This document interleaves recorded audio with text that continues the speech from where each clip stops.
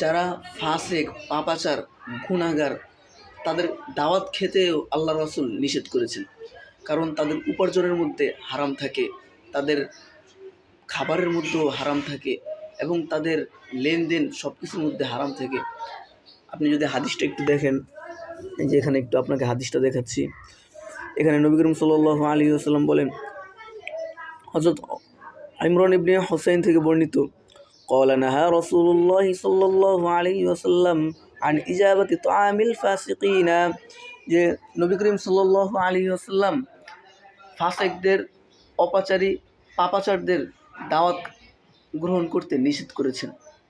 এই জন্য আমরা দাওয়াত পেলেই দৌড় দিয়ে চলে যাব এমনটি না, বরং আমরা বিশ্লেষণ করব, আমরা দেখব যে তার উপার্জন, তার খাবার এটা কি হালাল না হারাম, সেদিকে লক্ষ্য রেখে আমরা মানুষের দাওয়াত গ্রহণ করব।